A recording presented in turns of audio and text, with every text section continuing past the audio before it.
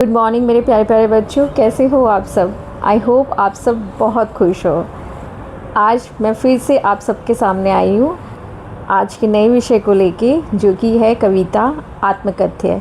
इसके कवि हैं जयशंकर प्रसाद जी। बेटा कविता तो हम पढ़ेंगे ही, लेकिन उससे पहले करते हैं आज की बात। आज सुबह से ही मेरी ज़बान पर एक गाना आ रहा था जो कि आप सबके लिए है, वो मैं आप सबको सुनाना चाहूँगी। सुनिए। बच्चे मन के सच्चे, सारी दुनिया की आँखों के तारे, ये वो नन्हे फूल हैं जो भगवान को लगते प्यारे। बच्चे मन के सच्चे। बेटा जैसे कि आपने ये गाना सुना, इस गाने में आप सबको सच्चा कहा गया है। मतलब जो कुछ नहीं छुपाते, अपने मन में जो भी बातें होती हैं वो सब बता देते हैं। तो अब आप सोच रहे होंगे कि इस गाने को गाने के पीछे मेरा क्या मकसद है। मकसद तो है मैं आप सबसे जानना चाहती हूँ कि अगर मैं कहूँ कि आपको अब तक आपके जीवन में जो कुछ भी हुआ सब कुछ मुझे लिख के देना है, तो क्या आप लिख के दे दोगे? आप में से कुछ बच्चे तो लिख के दे देंगे, लेकिन हो सकता है कि कुछ बच्चे लिख के ना दें। जो लिख के दे देंगे तो बहुत अच्छी बात है, लेकिन वो बच्चे जो लिख के नहीं देंगे, उनके मन में कुछ तो कारण होंगे जिसकी वजह से वो नहीं लिखना चाहते होंगे। जैसे ये हो सकता है कि उनका मन ना कर रहा हो लिखने का, या वो उनके मन में आ रहा हो कि हम क्यों बताएं। ये भी हो सकता है कि वो सोच रहे होंगे कि सारी बात कैसे लिख दें। तो ऐसे बहुत सारे कारण हो सकते हैं, है ना। तो अब मैं ये आपसे लिखने के लिए क्यों कह रही हूँ? मैं इसलिए कह रही हूँ क्योंकि इसी विषय से मिलती जुलती है हमारी आज की कविता। हमारे कवि जयशंकर प्रसाद जी को भी एक अवसर मिला जब उन्हें अपनी आत्मकथा लिखनी थी। तो क्या वो अपनी आत्मकथा लिखते हैं? क्या आत्मकथा लिखने से पहले उनके मन में कुछ उथल पुथल हुई, या कुछ ऐसा भी था जिसको वो अपनी आत्मकथा में लिखना नहीं चाहते थे? इन सभी प्रश्नों के उत्तर हमें अपनी कविता में मिलेंगे। आगे बढ़ने से पहले मैं आप सबको बता दूं, मेरा नाम है शिवानी और आप सब देख रहे हैं मेरा चैनल डबल लेसन्स। बेटा कविता को समझने के लिए पूरा वीडियो शुरू से लेकर आखिरी तक ज़रूर देखें। चलिए आगे बढ़ते हैं। बेटा ये है हमारी कविता आत्मकथ्य। मैंने पहले से ही कुछ शब्दार्थ बना के रखे हैं, तो जब ये आते जाएंगे पंक्तियों में मैं आपको ये दिखाती जाऊंगी, ठीक है।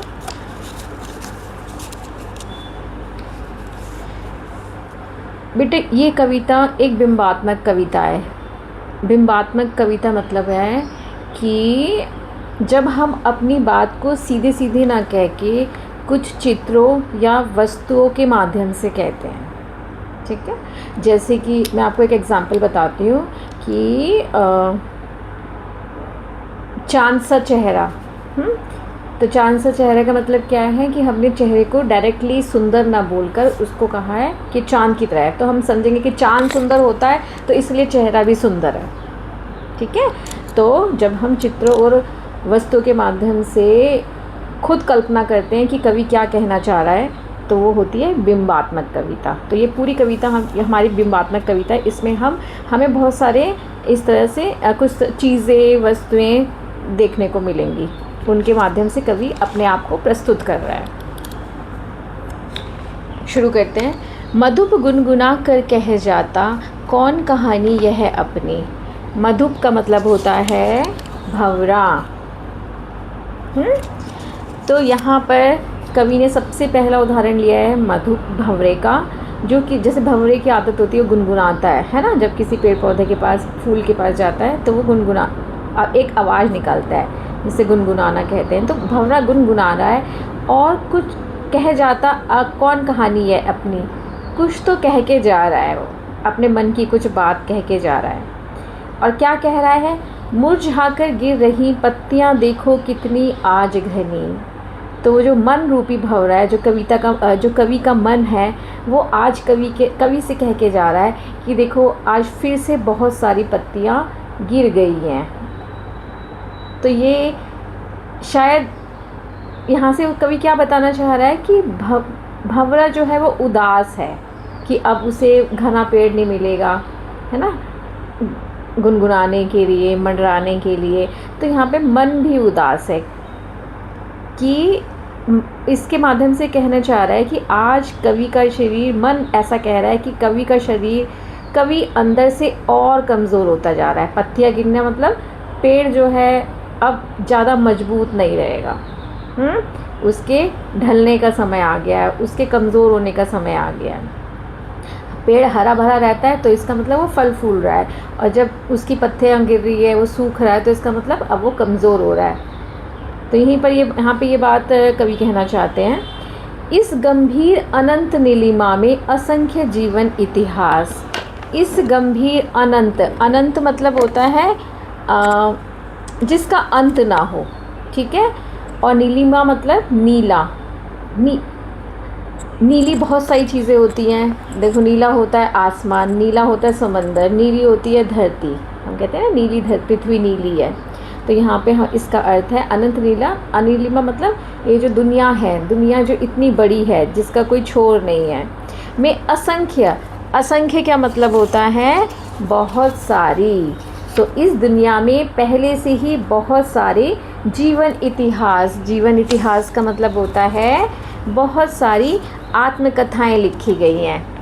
पहले से ही इस दुनिया में बहुत सारी आत्मकथाएं हैं।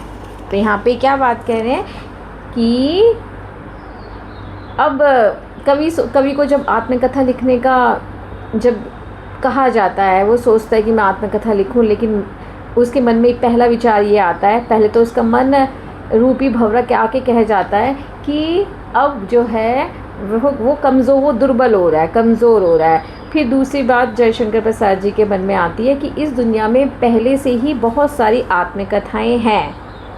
यह लो, ये देखो, यह लो मतलब ये देखो, करते ही रहते हैं अपना व्यंग मलिन उपहास। व्यंग मतलब होता है बुराई करना, ठीक है।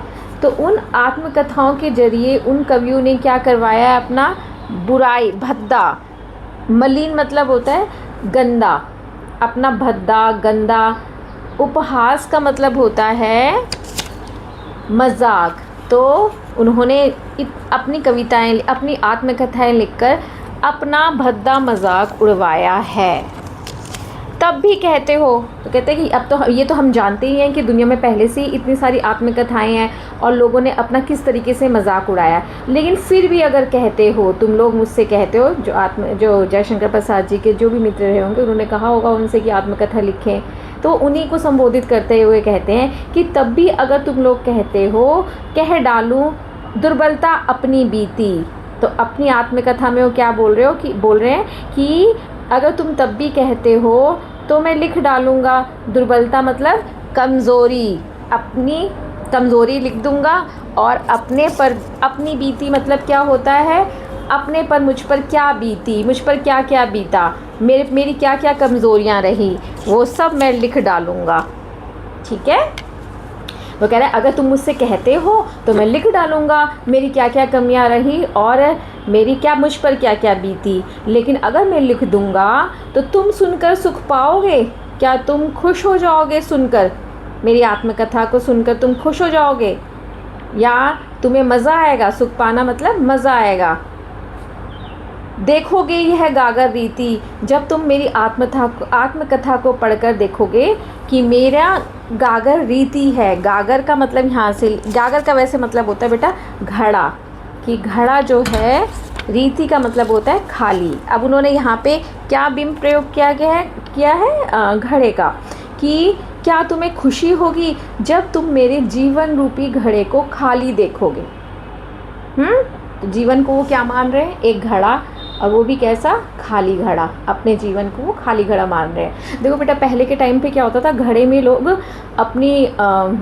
अपने कीमती सामान रखते थे, जैसे रुपया, पैसा, अपने गहने, और घड़े के अंदर रख कर उनको घड़े को कहीं छुपा देते थे मिट्टी के अंदर, जिससे कि किसी को पता नहीं चलेगा, ठीक है। लेकिन जैसे आजकल के टाइम में तो हमारे घर में अलमारियाँ होती है, लेकिन पहले घड़े में ये सामान रखा जाता था।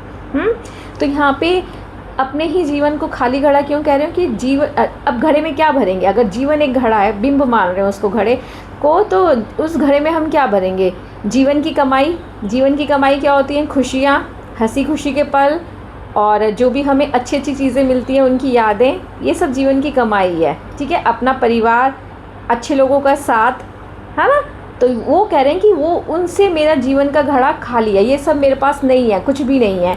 तो अगर जब तुम्हें ये पता चलेगा कि मेरे पास तो कुछ है ही नहीं, मेरे दोस्त नहीं है, मेरे परिवार वाले नहीं है, मेरे साथ कुछ भी अच्छा नहीं हुआ, मेरा जीवन का घड़ा बिल्कुल खाली है, तो क्या तुम्हें अच्छा लगेगा? क्या तुम्हें मज़ा आएगा? और चलो ये तो होगा ही होगा, ठीक है, लेकिन ऐसा ना हो, किंतु कहीं ऐसा ना हो कि तुम ही खाली करने वाले, अपने को समझो मेरा रस ले अपनी भरने वाले। वो कहते हैं आगे कि एक चीज़ से वो डरते हैं कि ऐसा ना हो कि तुम्हें ये पता चल जाए कि मेरे जीवन का जो घड़ा है वो खाली करने वाला कोई और नहीं, तुम ही लोग हो, है ना। और जब तुम मेरी आत्मकथा पढ़ोगे और अपने ही बारे में जानोगे कि तुम में से ही तुम ही लोगों ने मेरे घड़े को खाली किया है, तो और मेरा रस ले, रस मतलब आनंद, खुशी, ठीक है, आनंद, खुशी। तो और जब तुम्हें पता चलेगा कि तुमने ही मेरी खुशियाँ ली हैं, छीनी हैं, मेरी खुशियों को छीन कर तुम अपने भरने वाले, तुम खुद खुश हुए हो, मेरी खुशियाँ मुझसे छीनकर तुम लोगों ने खुशियाँ मनाई है। जब तुम्हें ये पता चल जाएगा तो तुम्हें कैसा लगेगा, ठीक है। तो शायद कवि जो हैं वो समाज को भी कोई दोष नहीं, जो लोग हैं समाज के लोग, उन लोगों से भी छुपाना चाहते हैं, उन लोगों को भी नहीं बताना चाहते कि तुम ही लोगों ने मेरी खुशियाँ छीनी हैं। बेटा देखो, ऐसा है कि इंसान जब दुखी होता है ना, उसको दुख इतना कमज़ोर नहीं करता है जितना कि उसके आसपास के लोग उसको कुरेद कर पहले तो उससे जानते हैं और फिर उसी बात पे खुशी मनाते हैं। तो इंसान अपने दुख से इतना दुखी नहीं होता जितना कि वो लोगों के व्यवहार से दुखी हो जाता है। उस लोगों का व्यवहार उसको तोड़ देता है, उसके अपने दुख इतना नहीं तोड़ते हैं, ठीक है। तो यहाँ पे यही बात वो कहना चाह रहे हैं कि तुमने ही मेरी खुशियाँ मेरा दुख तो था ही, लेकिन तुमने भी कोई कमी नहीं छोड़ी, तुम ही लोगों ने मेरे को और कमज़ोर कर दिया, मेरी खुशियाँ तुमने छीनी, ठीक है। ये सब तुम्हें पता चल जाएगा अगर मैं आत्मकथा लिख दूँगा। फिर वो कहते हैं अरे यह विडम्बना मतलब होता है बेटा दुख की बात। कहते हैं कि यह दुख की बात है। क्या दुख की बात है? क्या कहना चाह रहे हैं? वो ये कहना चाह रहे हैं ये तो दुख की बात है। अरे सरलते का मतलब होता है बेटा सीधापन। तो यहाँ पे वो क्या कहना चाहते हैं कि ये दुख की बात है। फिर क्या कहते हैं, जैसे हम कहते हैं ना, अरे मेरा भोलापन, अरे मेरे सीधापन, इसकी वजह से तो मैं हारा, ऐसे बोलते हैं ना। तो यहाँ पे वो यही बात कह रहे हैं कि अरे सरलते, अरे ये सीधापन, तेरी हंसी उड़ाऊँ मैं, ठीक है। वो क्या कह रहे हैं कि अरे मेरा सीधापन, तेरी हंसी उड़ाऊँ। हंसी उड़ाना मतलब कि एक तरह यहाँ पे इसका मतलब है कोसना, कि तब कवि को अपने ही सीधेपन पे गुस्सा आ रहा है, तो उसको वो हंसी उड़ाना कह रहे हैं, कोसना कह रहे हैं। हंसी उड़ाना जैसे हम बुरे शब्द भी कह देते हैं ना, हंसते हंसते मजाक में सुना रहे होते हैं। तो यहाँ पे वही कह रहे हैं कि तेरा मतलब कि तेरे को कटाक्ष करूँ सीधापन, तेरी वजह से ही मेरे को दुख पहुँचा है। वो कहते कि अगर मैं इतना सीधा ना होता तो शायद कवि के साथ जो कुछ हुआ वो ना होता। अपने ही सीधेपन पे वो अफसोस जता रहे हैं। तो कहते हैं अब देखो सीधापन तो अच्छी बात होती है, हम कहते हैं लोगों को सीधा होना चाहिए, भोला होना चाहिए, झूठ से दूर रहना चाहिए, किसी की बुराई नहीं करनी चाहिए, लेकिन सीधेपन ही कभी कभी इंसान को दुख तकलीफ़ें दे देता है। यही बात वो यहाँ पे कहना चाह रहे हैं कि उनके सीधेपन की वजह से ही शायद उन्होंने इतनी तकलीफ़ें झेली। अब उन्हें अफसोस हो रहा है कि मैं ज़िंदगी में सीधा क्यों रहा।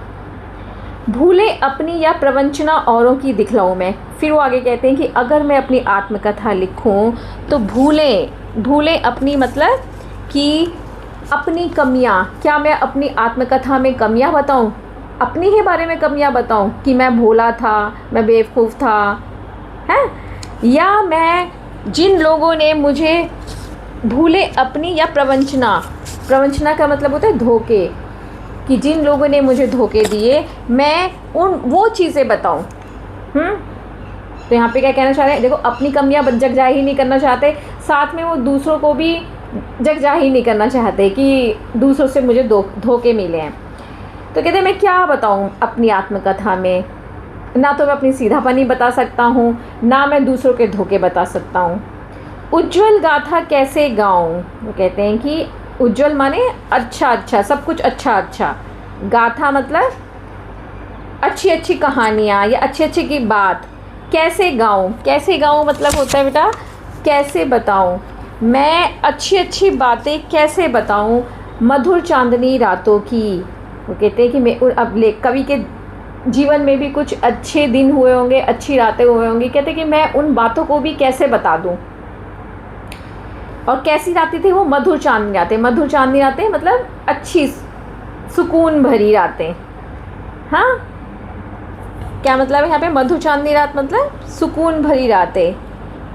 अरे खिलखिलाकर हंसते होने वाले उन बातों की, कि जब वो ऐसे सुकून भरी रातें थी जब वो खिलखिलाकर हंसता था और बातें करता था। मिला कहाँ वह सुख जिसका मैं स्वप्न देखकर जाग गया। तो उन सुकून भरी रातों में वो कुछ सपने देखा करता था कि मेरे साथ ये अच्छा होगा, ये होगा, है ना। तो उन सुख की कल्पना किया करता था, सपने में देखा करता था।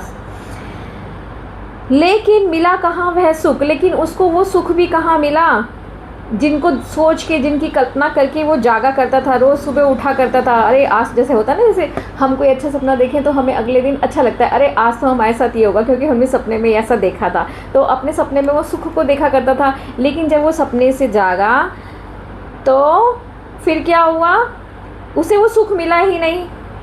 अब वो सुख कहाँ गया, सपने में तो उसने देखा था कि सुख मिलेगा, तो जब वो जागा तो उसे मिला ही नहीं। तो क्या हुआ, क्या हुआ उसके साथ, आलिंगन में आते आते, आलिंगन मतलब होता है गले लगना। तो कहते हैं कि गले जैसे होता है ना कि वो बस नज़दीक आ ही गया था, मैं उसे गले लगाने ही वाला था, लेकिन वो मुस्कुराकर जो भाग गया, वो जो है मुस्कुराकर भाग गया। ऐसा देखो, जैसे आप ही लोग बच्चे देखना कि अगर आप घर में अपने परिवार में किसी को गले लगाओ, सबको गले लगाना, ठीक है, ये आपके लिए काम है, सबको गले लगाओगे तो देखना कुछ लोग अपने भाई बहन को आप लगा पाओगे, हो सकता है किसी एक पर्सन को आप ना लगा पाओ, वो शर्मा के भाग जाए। तो ऐसा ही यहाँ पे कवि के साथ हुआ कि जब सुख आया और वो उसे गले लगाने ही वाला था तो वो हंसकर भाग गया, मुस्कुराकर भाग गया। तो अब यहाँ पे कवि क्या कह रहा है कि आत्मकथा में क्या लिखूँ, मेरी ज़िंदगी में तो कोई सुख भी नहीं रहा, वो मधुर रातें, वो सुकून भरी रातें भी नहीं थी जिनमें मैं सुखों की कल्पना करता था, और सुख तो मुझसे भाग ही गया। अब मैं क्या लिखूँ आत्मकथा में। अब वो आगे लिखते हैं कि कुछ और भी अच्छी बात थी, आगे लिखते हैं जिसके अरुण कपोलों की मतवाली सुंदर छाया में। अब यहाँ पे कवि बता रहे हैं कि उनकी प्रेमिका पत्नी थी जिसके अरुण कपोल मतलब लाल गाल सुंदर लगते हैं ना, छोटे बच्चों के होते हैं प्यारे प्यारे से, कोमल से। तो उनकी पत्नी के गाल भी लाल सुंदर थे कि मतवाली सुंदर छाया में, मतवाली मतलब उसको, मतवाली सुंदर छाया बेटा यहाँ पे सुंदर छाया किस लिए यूज़ किया गया है, वैसे तो छाया का मतलब होता है परछाई जो साथ रहे, तो यहाँ पे साथ के लिए यूज़ हुआ है कि जब अपनी पत्नी जो कि इतनी सुंदर थी, उसके लाल से गाल थे, जब वो उसके साथ रहा करता था, मतवाली उसके साथ जब रहा था, तो मतवाली मतलब होता है मस्ती में खुश रहना, है ना, खुश रहना, सब कुछ भूल जाना और केवल अच्छे से रहना, नाचना गाना और सुकून से रहना। तो जब वो उसके साथ रहता था तो वो मस्ती में रहता था, सब खुश रहता था, ठीक है। अनुरागनी उषा लेती थी निज सुहाग मधुमाया में। वो इतना, और उसकी पत्नी इतनी सुंदर थी कि अनुरागनी मतलब वैसे तो प्रेमिका होता है, लेकिन यहाँ पे इसका मानवीकरण किया है। ठीक है, अनुरागनी उसको रात माना है और उषा को सुबह, तो इनको मानव माना है। जैसे प्रेमिका हो गई रात और प्रेमी हो गया सुबह। ठीक है, जैसे प्रेमिका अपने प्रेमी से मिलने से पहले, वो कहते हैं रात सुबह को मिलने से पहले निज सुहाग मधुमाया में, तो वो उनसे मिलने से पहले क्या करती थी कि जब उसे सजना संवरना होता था, अपने सूरज से, अपने ये सुबह से मिलने के लिए सजना संवरना होता था। ठीक है, तो देखो आप सबके साथ भी ऐसा होता होगा। देखो बेटा, जैसे आप घर पे होते होगे, आपको अपनी बहन की कोई चीज़ अच्छी लगी, चूड़ी अच्छी लगी, सैंडल अच्छी लगी, कुछ सूट अच्छा लग गया, तो आप क्या करते हो, आप लेते हो ना और फिर उसको पहनते हो, इस्तेमाल करते हो। क्यों?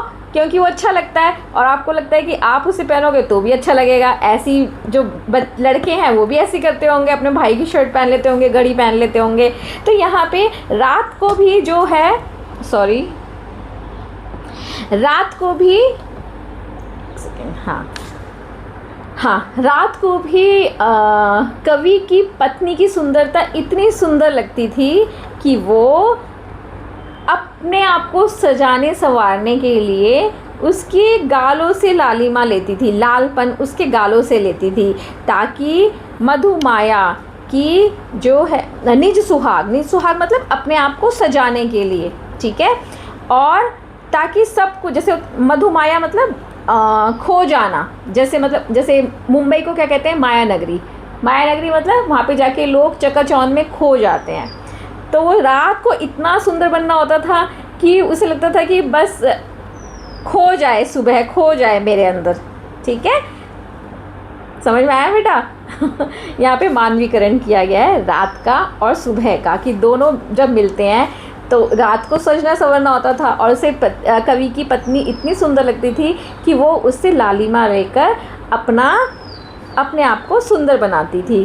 कहने का तात्पर्य है कि कवि की जो पत्नी थी वो इतनी सुंदर थी और उसी के साथ में कवि को बहुत अच्छा लगा करता था, वो खो जाता था, लेकिन उसकी स्मृति पाथे बनी है। अब वो कह रहे हैं कि उसकी स्मृति, उसकी याद यहाँ पे क्या कह रहे हैं, याद से कि शायद वो अब उसकी दुनिया में नहीं रही है, वो उसे छोड़ के जा चुकी है।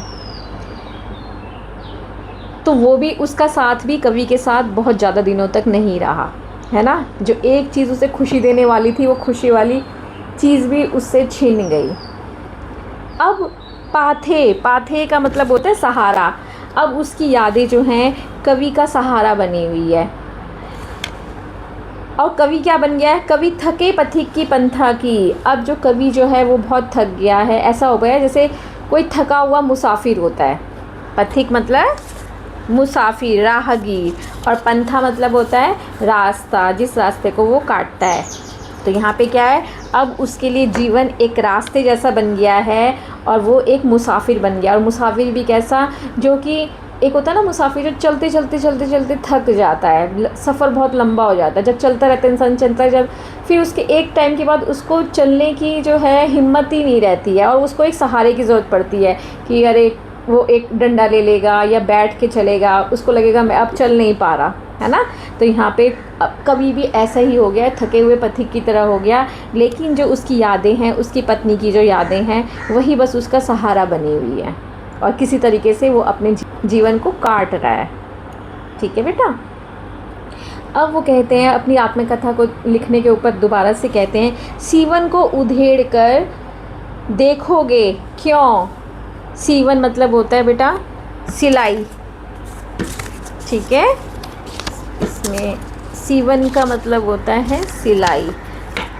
सीवन को उधेड़ कर देखोगे क्यों मेरी कंथा की। कंथा क्या तुम सिलाई उधेड़ कर देखोगे, क्यों देखोगे सिलाई उधेड़ कर। कंथा होता है वैसे गुदड़ी जैसे होता है बेटा, जैसे घर में पुराने कपड़े होते हैं तो पहले लोग क्या करा करते थे, उनको सिल दिया करते थे और कुछ छोटा सा गद्दा टाइप बना लेते थे, उसे कहते थे गुदड़ी। ताकि ताकि वो जो फटे पुराने कपड़े हैं वो दिखे ना, बार बार छुप जाएं बस, है ना उनको फेंका जाता है, मतलब जिन कपड़ों को फेंका नहीं जाता उनका गुदड़ी बना के इस्तेमाल कर लिया जाता है। तो यहाँ पे कवि ने भी वही काम किया है कि उसने उसके साथ जो भी दुख बीता, जो भी कुछ गलत हुआ, उसने सबका एक गुदड़ी बना दी है, सिल दिया उनको। और इसके द्वारा इन बिंबों के, जैसे गुदड़ी हो गया और सीवन हो गया, इनके द्वारा वो ये बिंब से क्या बताना चाह रहा है वो, कि जैसे होता है ना बेटा, गुदड़ी में क्या होता है, हम चीज़ों को दबा देते हैं, बंद कर देते हैं। तो कवि ने भी कंथा मतलब गुदड़ी है वैसे तो, लेकिन यहाँ पे अंतर्मन की, कवि ने भी उन सब जो दुख भरी बातें थी, जो दुख भरी यादें थी, उनको अपने मन में बहुत एक तो होता है मन, जो मन हमारा हर टाइम बोलता रहता है, इधर कुछ सोचता है, कभी कभी सोचता है। कुछ चीज़ें होती हैं जो हम मन में दबा देते हैं, जो कभी हम याद भी नहीं करना चाहते, फिर कभी आपसे बहुत सालों में याद आएगा कि ऐसा हुआ था, तो तब याद आता है, मतलब जो मन में बहुत अंदर तक घुस जाए, कभी याद ही ना आए। तो कवि ने उसको अपने मन के अंदर, मतलब गहराइयों में, अपने मन की गहराइयों में वो अब सिल चुका है, दबा चुका है उन बातों को। समझ गए बेटा? और जो चीज़ मन में दब जाए, है ना, उन जैसे गुदड़ी होती है, गुदड़ी में क्या होता है, एक बारी हम सिल देते हैं, उसके बाद तो हमें याद भी नहीं आता कि उसके अंदर क्या है क्या नहीं है। तो इसी तरीके से कवि ने भी उन बातों को अपने मन की गहराइयों में इतना नीचे दबा दिया, सिल दिया कि अब उसको याद भी नहीं है। अब फिर भी कहते हैं कि छोटे से जीवन की कैसे बड़ी कथाएं आज कहूँ, कि जो मेरा जीवन है ये छोटा सा ही है। छोटा सा जीवन मतलब कि उसमें कुछ ज़्यादा खास हुआ नहीं। जीवन छोटा मतलब ये नहीं कि इतने वर्ष रहा, इसका मतलब है कि ऐसा कुछ बहुत बड़ा हुआ नहीं, तो इतना छोटा सा साधारण सा जीवन है। छोटा सा जीवन मतलब साधारण सा जीवन, तो इसकी बड़ी बड़ी कथाएं आज कैसे कह दूँ? क्योंकि जब लोग उससे आत्मकथा लिखने के लिए कह रहे हैं तो वो कुछ ऐसी बड़ी बड़ी कथाएं, मतलब कुछ ऐसी चीज़ लिखो जो कि लोगों को मज़ा आ जाए, या लोग उससे बहुत ज़्यादा प्रेरित हो जाए। तो कहते कि मैं ऐसी बातें कैसे लिख दूँ, बड़ी कथाएं कैसे लिख दूँ जिससे कि लोग प्रेरित हो जाए, उनको मोटिवेशन मिले आगे बढ़ने के लिए। तो मैं कैसे लिख दूँ बड़ी कथाएं ऐसे? तो फिर वो कहते हैं कि क्या यह अच्छा नहीं है कि औरों की सुनता मैं मौन रहूं? कह रहे कि अभी तो मेरे पास तो ऐसा कुछ है नहीं कि मैं बड़ी बड़ी चीज़ें लोगों को प्रेरित करने के लिए लिख दूं, तो उससे अच्छा तो क्या ये नहीं होगा कि मैं चुप हो जाऊं और लोगों की सुनूं, लोग ही बता रहे हैं उन्होंने क्या क्या बड़ा किया है। सुनकर क्या तुम भला करोगे, भला तुम क्या करोगे मेरी भोली आत्मकथा को सुन। मेरी भोली मतलब मेरे जीवन की जो भी कहानी रहेगी वो भी सीधी सी रहेगी। भोली मतलब सीधी, जैसे मैं सीधा हूँ वैसे मेरी जीवन की आत्मकथा भी सीधी रहेगी। तो तुम उसको सुनकर क्या ही करोगे, क्योंकि लोग जो होते हैं उनको क्या सुनने को अच्छा लगता है? उनको अच्छा लगता है चटपटी बातें, मज़ेदार बातें, गुदगुदाने वाली बातें, प्रेरित करने वाली बातें। अब लेकिन लेखक तो कह रहा है कि मेरी जो आत्मकथा है वो तो बहुत सीधी सी है। देखो बेटा, हाँ, जैसे आप सबको पता है कि जैसे कॉमेडी शो आता है, ठीक है, अब आप खुद इमेजिन कर लेना कि वो एक कॉमेडी शो में जो पर्सन है जो कॉमेडी करता है, क्या वो सारी बातें सच बोलता है? हाँ, सच नहीं बोलता ना सारी बातें। अगर वो सच बोले तो क्या लोग हंसेंगे? अगर वो सच अपनी सारी बातें बोल दे, क्या लोग हंसेंगे? नहीं हंसेंगे। अगर बिल्कुल सीधे तरीके से भोलेपन से सब कुछ सच बता दे और कुछ भी झूठ ना बोले, तो क्या वो कॉमेडी शो लोग पसंद करेंगे? नहीं ना। तो इसी तरीके से बेटे यहाँ पे भी वो कह रहे हैं कि मेरी जो आत्मकथा है वो बहुत सीधी सादी है, तो तुम सुन के क्या ही करोगे? फिर कहता है अभी समय भी नहीं है, थकी सोई है मेरी मौन व्यथा। वो कहता है तो इसीलिए अभी समय नहीं है मुझे मेरी आत्मकथा लिखने का, क्योंकि वो अभी थकी सोई है, थकी हुई है, सोई हुई है। यहाँ पे सोने का मतलब बेटा, जब देखो कहा जाता है जैसे जब इंसान सोता है तो वो आधा मृत होता है, क्योंकि उसे कुछ पता ही नहीं चलता क्या हो रहा है क्या नहीं हो रहा। तो उसकी आत्मकथा भी अभी, यहाँ पे तो सोना वर्ड यूज़ किया गया, लेकिन अभी भी एक मृत के समान है। मतलब कि अब उसको पता ही नहीं है कि उसके साथ जीवन, जैसे उसने बोला है ना कि मैंने उसको अंतर्मन में कहीं दबा दिया, सिल दिया है, तो मतलब अब उसके लिए वो बनी हुई जैसी हो गई है। ठीक है, अभी मेरी जो आत्मकथा है, जो मेरे मन की, अभी मेरी थकी सोई है मेरी मौन व्यथा, मेरी जो दुख भी है वो भी अभी थक कर सो गया है और चुप है। तो इसीलिए अभी समय भी नहीं है कि मैं अपनी आत्मकथा लिखूं। तो यही हमारी बेटा कविता समाप्त होती है।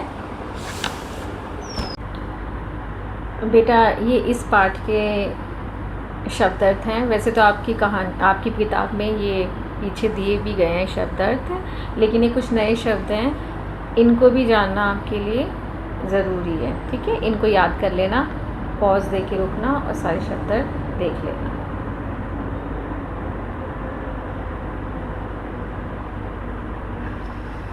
सही से आ रहा है।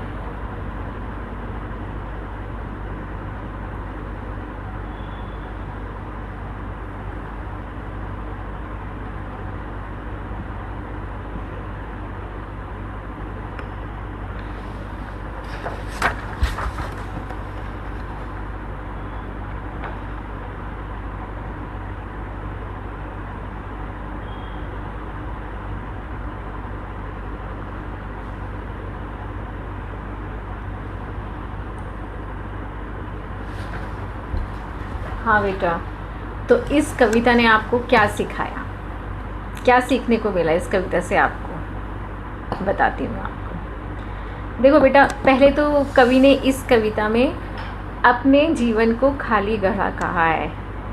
तो मैं आपको बताती हूँ कि बेटा, जीवन में धन चोरी हो जाता है, लोग छोड़ के चले जाते हैं और एक समय आने पर हमारा शरीर भी हमारा साथ छोड़ देता है।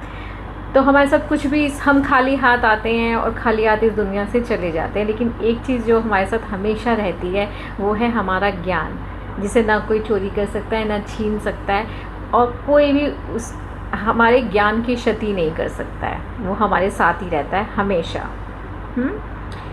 दूसरी चीज़ जो है यहाँ पे सीखने को मिली बेटा कि कवि ने जो है अपने ही भोलेपन, अपने ही सीधेपन का मजाक उड़ाया या कोसा है। लेकिन ऐसा नहीं है कि सीधापन एक बुरी चीज़ होती है, सीधापन अच्छी चीज़ होती है, लोगों को सीधा होना चाहिए, है ना। एक दूसरे के साथ ही चालाक होकर क्या करेंगे, एक दूसरे के साथ ही षड्यंत्र कर कर क्या मज़ा आ जाएगा। जब हमें भी लोगों की ज़रूरत पड़ती है, उन्हें भी हमारी और हमें उनकी ज़रूरत पड़ेगी। तो इसीलिए मैं तो मानती हूँ कि सीधापन भी ज़िंदगी में ज़रूर होना चाहिए। जब भी मौका मिले लोगों की भलाई करें और भलाई करते रहिए, लेकिन साथ में थोड़ी सी चतुराई भी होनी चाहिए, ताकि हमें अपने सीधेपन को हम कभी कोसे ना। ठीक है, सतर्कता जीवन में इसलिए ज़रूरी है। हर क्षण सतर्क रहिए, भलाई तो करिए लेकिन चतुराई से भी रहिए। एक और चीज़ जो है यहाँ पे कवि जो कह रहे थे कि मिला कहाँ वह सुख जिसको देखकर वो जागा करता था। ठीक है, हम मानते हैं कि सुख और दुख जीवन के दो पहिए की तरह होते हैं। कभी सुख आता है, कभी दुख आता है। ऐसा किसी भी इंसान की ज़िंदगी में नहीं होता कि हमेशा सुख रहे या हमेशा कोई इंसान दुखी रहे। ठीक है, अदल बदल के कभी सुख आता है, कभी दुख आता है। लेकिन हम अक्सर सोचते हैं कि एक दिन ऐसा होगा जब हम खुश होंगे, वैसा होगा तो हम खुश होंगे। हाँ, हमें पता नहीं होता कि इस तरीके से सोचते सोचते कि वो दिन आएगा, हम खुश होंगे और हमारा सारा जीवन बीतता जाता है। तो हमें क्या करना चाहिए कि हमें छोटी छोटी खुशियाँ मनाना चाहिए। हर दिन छोटी छोटी खुशियाँ मनाएं, हर दिन हर पल खुश रहने की कोशिश करें, ताकि समय बीत जाने पर एक दिन अफसोस ना रहे कि मैं तो कभी खुश रहा ही नहीं या मैं तो कभी सुखी रहा ही नहीं। तो इसलिए जो भी पल आपके हाथ में है उसको खुश रह के मनाइए। ठीक है, तो ये कविता आपको कैसी लगी कमेंट बॉक्स में ज़रूर कमेंट करके बताएं। अगली वीडियो में नए टॉपिक के साथ आप सबसे मैं फिर ज़रूर मिलूँगी। तब तक के लिए आप सभी बच्चों को मेरा बहुत बहुत प्यार। ईश्वर करे आप हमेशा सुखी रहें और दुख कभी आपको छू भी ना सके। लेकिन फिर भी जैसा कि मैंने कहा, दुख तो आता ही है, मिलता ही है। आपका दुख से सामना हो तो आप अपनी बुद्धि और विवेक से उससे इस तरह निपटें कि एक दिन आप अपनी आत्मकथा ज़रूर लिखें। ठीक है। ठीक है, इसी ब्लेसिंग के साथ। Thank you all, bye bye.